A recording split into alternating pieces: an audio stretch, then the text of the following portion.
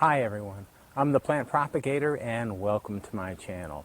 It's a beautiful early November evening here in Southwest Florida. It is 81 degrees Fahrenheit, just a great day. Low humidity for some reason.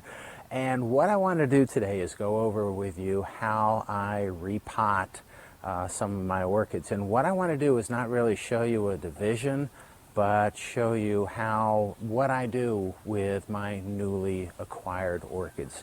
And these orchids happen to be from Palmer's.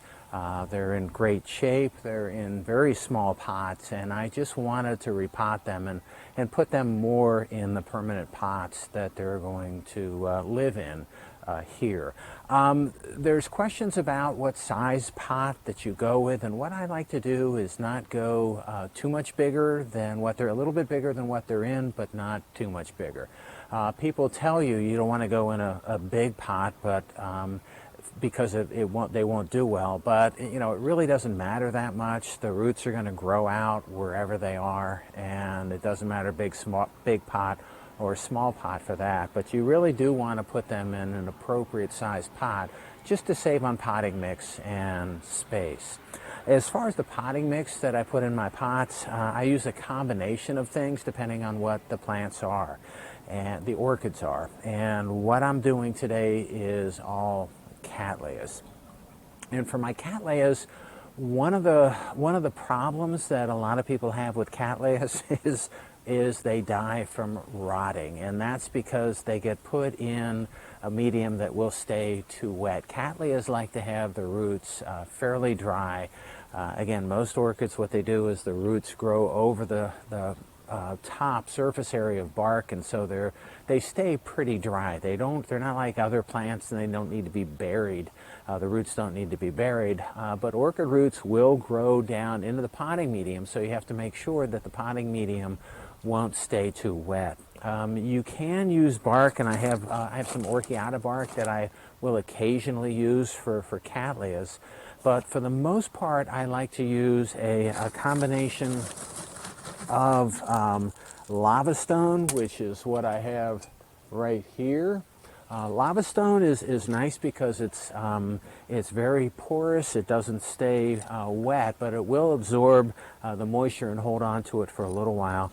What I don't like about using too much lava stone is I don't like keeping it at the top of the pot because it's really very coarse, and my fear is that if the orchid's moving around at all, it'll just scratch the roots. So I use the lava stone in the bottom of the pot in order to seal the hole at the bottom of the pot. You get really good drainage, and it's inexpensive. So I do like using this for various reasons. I'm going to do a huge repotting. I'm going to repot an orchid in a really large pot, and I'm going to fill it a lot with lava stone just because it is so inexpensive. What I like to use for the potting mix for most of my Cattleyas is LECA, which is light expanded clay. Light expanded clay aggregates. So this is LECA. This is some fairly, these are, as it says in here, these are giant LECA particles, but then there's also the original LECA, and I have both of these. These tend to be a little more expensive, and so what I actually do is when I'm done with this, I save it and I autoclave it and reuse it. These, I should also mention, let me show you the difference in the size of the LECA particles that are in the different, so the giant ones are here, and the original size ones are here. So you can see the size of these aggregates and how they're different. And what I like to do is put the large, the giant LECA more at the bottom, and I like to put the original size on the top. And what that does is it creates, again, and these are all porous. It creates a really nice airy potting medium, which is what is very good for Cattleyas. Again, my original Cattleyas that I bought when I first started, when I first moved here and I first started collecting orchids and Cattleyas, a lot of them are no longer with me because I put them in bark, and bark stays too wet. It decomposed really, really quickly. So in this location for my Cattleyas, I really prefer to use only the lava stone and the LECA. If you've got something that's working for you, keep on using it. Sometimes, like I said, I'll throw in some bark, some Orchid bark, larger bark in some of the mixes depending on what I'm working with. And this is again for Cattleyas. Some of the other orchids that like a little bit more moisture, you can grow them in mostly or exclusively bark. I've heard people that'll grow the orchids here in charcoal, in big perlite, and a number of different things. But the main thing is, and it depends on your watering habits and if they shouldn't be sitting in a tub of water. So you have to kind of develop the mix that's good for you. Again, here I use the lava stone on the bottom of the pot, and I fill up with LECA. All right, and what I'm doing today is I'm just transplanting some newly acquired orchids that came from Palmer's, and these are right here. So I have these. If you have a situation where you have a plant that needs to be divided, or you see a plant in distress because the roots are rotted, you have to pull that plant. I'll do something else on that later, but you've got to really pull that plant out and cut all of the rotten roots off, wash it, clean it, and then you can repot it. And that's really what you need to do. These should have healthy root system, but we'll pull these out of the pot and see what's there. So let's start with, I don't know, let's just start with this one. This one is a Cattleya tenebrosa is right here. So if you pull this out of, the pot, I don't like this. So in this pot, there's here, I just pulled it out, and in the bottom of this pot, there's styrofoam. Styrofoam is great for some people. It's light. It doesn't get wet. I don't like using this styrofoam. In it, there's another piece of styrofoam in here, and yet another. Okay, but there's also bark in here, which is again okay for short term. There's some LECA in here. There's perlite, and when I took this out and I looked at it and I said, uh-oh, it's because at the bottom of this pot, the original planter of these plants used sphagnum moss. So this is the original roots of this orchid are in sphagnum moss. And in order to do this, and what happens in this environment, it's just so wet here most of the time, and because of how I treat my orchids and how I irrigate, this will rot. The styrofoam will rot in this Cattleya and it will make a big mess. So what I'm going to do is get rid of, and as you might imagine, or maybe if you couldn't imagine, this came, I mean, it pretty much just came right off because this is bad, and there are some roots in here. So it's already kind of started to rot a little bit. And what you need to do when you repot, this is bad stuff, for permanent growing of these plants. Again, some plants are okay. My Cattosedums, I put sphagnum in here, but what I try to do, especially if there's any kind of rotting issue, and it looks like the only rotting roots on this plant were in the sphagnum. So I try to pull what comes off easily, I try to take off, and there's most of the root system in here looks pretty good. There's this root right here, which is thin and not good, and if it's easy, and it's not all dead. So, but what's dead can be torn off pretty easily. There is bark in here, and if the roots, if you can dislodge the pieces of bark from the roots easily, then you pull them off. But this has a decent root system, so I'm trying to gently dislodge what's in here, and this is bark, and there's some charcoal in here, I think, too. but everything else in here is looks pretty good and is attached well. Little, again, more rotten roots here. Not too many, which is good, but I try to get those off, and I try to get all of the sphagnum moss off too. Okay, so what we're ending up with then is a plant that looks like this. This is the new growth right here, and this is on this side, and this is where all the new roots are coming out of also. So when you repot, you should put the new growth more in the center of the pot, and you put the old, the back growth, you put it near the back part of the pot. So if you were to position this, again, the new growth is right here, so you would have this kind of at the back end of the pot. And this is a big pot for this orchid, but that's okay. The other thing is that I'm looking at is the root system isn't too deep. A lot of times when you get these these fresh plants, it'll just be, instead of what happened here, which was the top fell away from the bottom, and you'll get just a solid mass of roots, of healthy roots. And if that's the case, I just transfer the whole thing intact. But here there was new growth on the top, the bottom was not looking great, so then I just so this might be a little bit top heavy, so we might have to put a stake in here in this pot in order to keep this plant upright. I don't know if it'll stand on its own. Again, and looking at the roots that are growing look pretty nice, so I think this is a nice specimen and this will do well. All right, the first thing that I do with this pot is I put lava stone in the bottom, and I do this it's good for drainage, and I'm thinking I probably should put a stake in here. And before you fill this thing up too much, it's good to have the stake in there, because once you get all the lava stone and all of these pellets in here, it's kind of hard to stick things down in here, because this potting mix material is just really hard, and it's not like soil where you can just push it in. So we've got the lava stone, and it's moving now.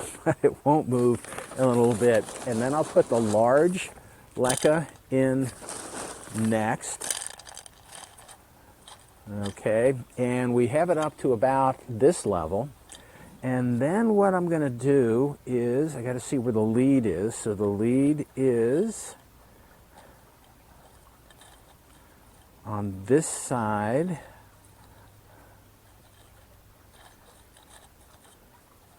So I'm trying to get this positioned. The thing is, when you plant orchids,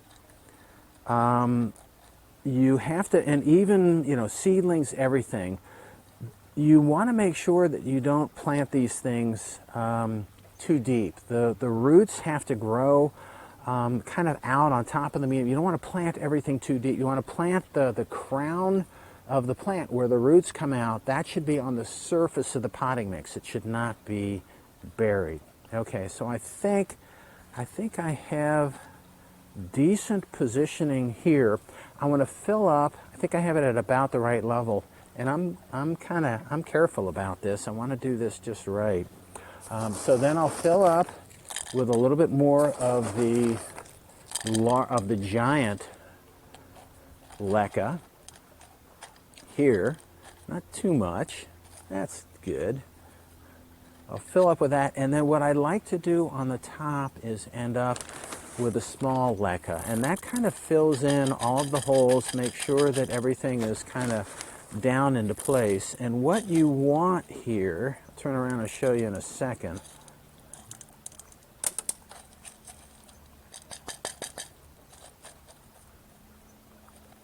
All right, I'm going to have to maneuver this. That's all right. But what you want here is you want to see the roots on the surface, just barely on the surface of the potting mix. And I think you can see it. If I tilt it anymore, I'll lose the LECA. All right, so, and it's pretty full, and then what'll happen is you get more new, and what I'm going to do is I'm going to just take a twist tie and tie this up to the stake that's in there pretty good right now. Okay, so that's the first one. There's a lot of room for growth of this orchid. I tap it down like this to make sure that that everything ends up anchored in place. One of the things that you don't want is you don't want your orchid kind of moving around. When that happens, if you've got new roots coming out, the roots might get scraped. And I think the roots like growing on the surface of the LECA, which is pretty smooth. All right, so that's the other reason that I like growing LECAs. It seems that the roots really crawl along they go around the particles, and I think they really they prefer this. It's much softer for them. So let me put this stake in here so I remember what I have, and we'll move on and do one more. All right, so. And this is going to go in a little bit of a bigger pot because it's a little bit of a bigger plant. I don't know what this is going to look like underneath, but this is a Redland Sunset. And let's keep the tag and pull this guy out and see what it looks like. And it looks so far pretty similar. We've got, there's perlite in here, there's charcoal, there's more, oops, there it goes. There's styrofoam in there again. I think this is probably preferred for shipping because it is so lightweight, but let me try to tease apart what's in here and see what comes out. And there's no moss here that I can see. And there are some roots in the back of this that don't look great. And what I try to do is pick those off. But there's LECA in here, and you can see the LECA is stuck to the roots, and you can see how nice, if I turn it around, you can see how nice the root system is on this plant, and you can see the new growth. That again, you want the base of this where the roots are coming out, you want that about at the level of the potting medium. So I have a bigger pot for this. I'm going to need a stake on this. Again, what we have here, this is a little surprising to me, but what we have here is another pretty big plant with a pretty small root system. And again, I've gotten from growers in the past, when you have a pot this big, the root system, it just is completely throughout the pot, and those are really nice and easy to transplant. And I got a feeling that the other ones are all going to be like this. All right, so it's the same thing that we have to do over. So I'm going to put this plant down. I'm going to put some lava stone in the bottom, and this is a deeper pot. So the other pot that we had it was much shorter. So this is I thought it was a bigger plant, so I thought it would have a bigger root system, and surprise, it didn't. And so we have this, and I'm going to fill it up.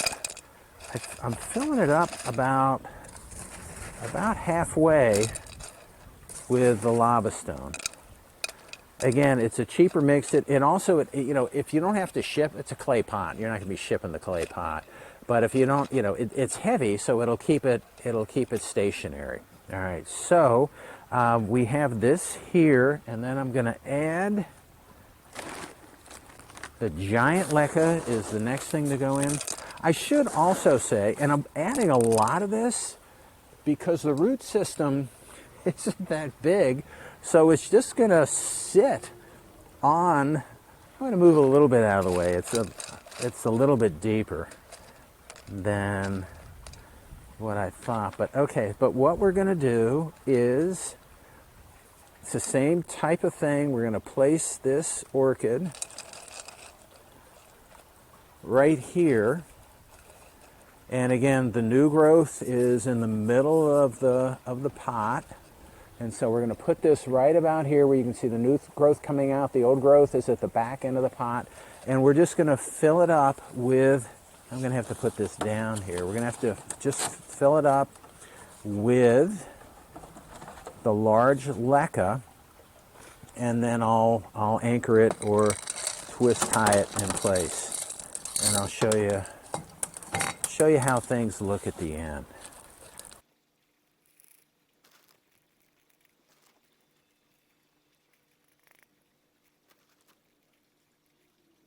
Okay, so I'm done with this one, and I don't, you know, the back end is maybe down in there a little bit, but the front end is right where it needs to be, which is at the level of the potting mix, and you can see the new roots. And what we'll notice over the next, what I'll notice over the next couple weeks is that these roots, these green roots that are at the leading edge of this new growth, they'll kind of work their way through the top of the LECA, and they really like growing over the top of it. They'll do well. One of the other things that I do want to share with you is that the LECA and the lava stone, they all have they're coated. These particles are coated with I don't know, I call them LECA dust or lava stone dust. So you got to make sure that after the initial planting of these plants in this new potting mix, that you water them really well. And when I water these, there will be the red that is the dust, and you can, I don't know, maybe you can or can't see that, there's dust on my hands. That'll come out through the bottom of the pot, and you want to make sure to get that off of there. In some places, this is good quality LECA. In some places, my understanding is the LECA itself needs to be treated in order to remove this residue and some other type of residues that are associated with manufacturing. This is a Hydroton brand right here, and these are just really good quality. I've contacted the people that make this stuff, and I'm just really impressed with their responses to my email inquiries as far as what's in here and how this stuff is prepared, and I'm also impressed with how well my orchids grow in this. So that's all I have for today. I just wanted to give you just an idea of how I repot my newly purchased Cattleya orchids for this environment. Again, you don't need to contact me and say, well, that's not how it works for me, or if you want to, go ahead, fine. I'm happy to look to see how and understand how you grow your Cattleyas, but this is how they do well really here. And again, this is mostly just for Cattleyas. So I hope that you've enjoyed watching my video today. If you want to keep on seeing my videos, it would help me out if you could click on like, share, and subscribe to my channel if you're not already a subscriber. So that's all I have for today. Happy propagating.